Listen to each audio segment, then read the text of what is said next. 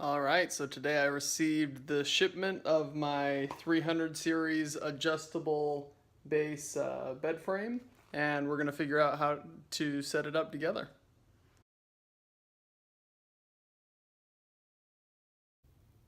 So in the user's manual, it looks like steps 1 and 2 are going to be pretty intuitive. So once you get your bed out of the box, you're going to set the frame down, face down on the floor.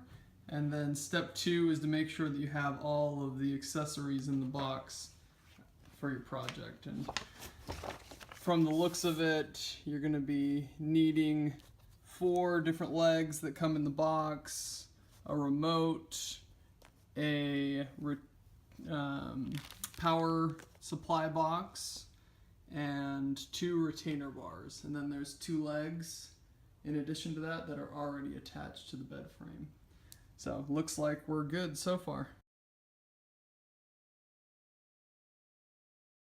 Step 3 is to get the 4 legs that you're going to be installing yourself out of their packaging. And then this is going to be pretty easy. You don't need a screwdriver or anything like that. You're just going to be taking the 4 legs, and if you've got a preference, it looks like they have an inner or an outer place where you can screw in the leg. I'm going to go with the outer so that it lines up with the 2 legs that are already installed, but if you have any reason why you want to make the legs on the inside, then that's an option for you. But they screw in pretty easily, and then once they're tight, you can move on. And I'm just gonna go ahead and do this on all 4 of the legs, and you probably don't want to watch me doing all that, so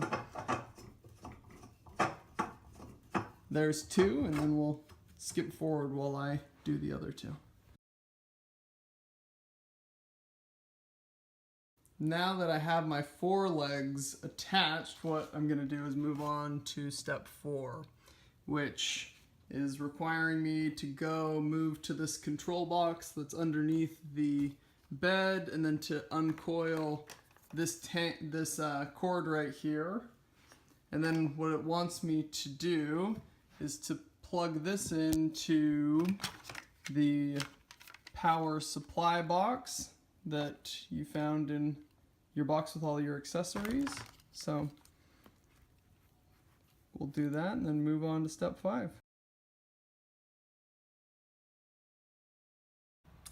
Steps 5 and 6 are both pretty quick and easy. So now that we have taken this and attached it to the control box, you're going to take out the cord for the power supply box and just plug it right there into the side. Hopefully you can see that all right.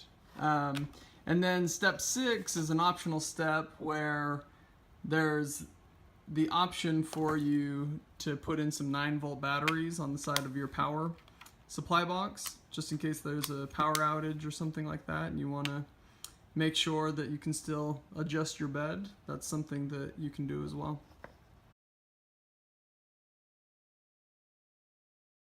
Step 7 is one that you're not going to want to watch me do. It actually recommends that you do this with 2 to 4 people so that you don't hurt yourself. But now you're going to lift the bed or the bed frame, and you're going to flip it over right side up the way that it's going to be used on a daily basis. So apparently you do not want to lift the bed frame with the fabric or with the legs so that you don't cause any damage to the structure of the bed frame. So something that becomes important as you're doing step 7 is you'll notice that the bed is going to be adjusting differently top from bottom. So while you're doing step 7, you're flipping it over right side up. Right now I have it up on its side because I'm in the middle of step 7, but the bottom of your bed is going to be the side that has these inlets there for the bars that we're going to be putting in later. So as you're doing step 7, you're flipping it over, make sure that you're putting the side that your head is going to be resting on in whatever position you're going to ultimately have the bed facing. I'm going to go ahead and do that, and we'll move on to the next steps. Next, I'll be showing steps 8 and 9. So step 8 is just to make sure that you've got the remote and you have the batteries, and then you install the batteries into the back of the remote. Y'all are fine, intelligent people though, so I'm not going to go through the process of that step. But what step 9 is to get these retainer bars that you had from the box, and you're going to install them into these little sections here at the bottom of the bed. You're going to do it by inserting that left side into the divot there, and then pull, and then insert the right side to the other side.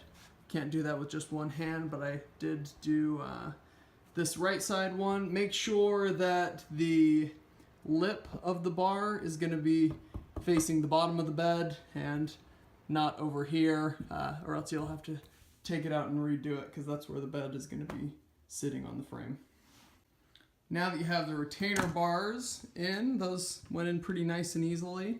The last step is nice and easy. You just have to take this cord and plug it into the wall, and the assembly process is all complete. You did it.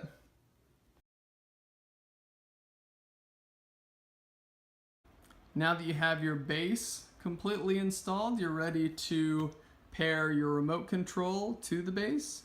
Fortunately for me, it was already functioning as soon as I plugged the power sources in and put the batteries into the remote, but just in case yours isn't, we'll go through the steps. So step 1 is to make sure that you have batteries in the remote control. We took care of that in the installation.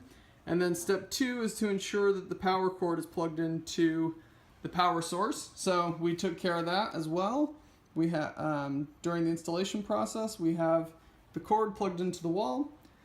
So now we'll move on to step 3, and in step 3 you're going to pair it by holding the head control raise and the leg control raise at the same time.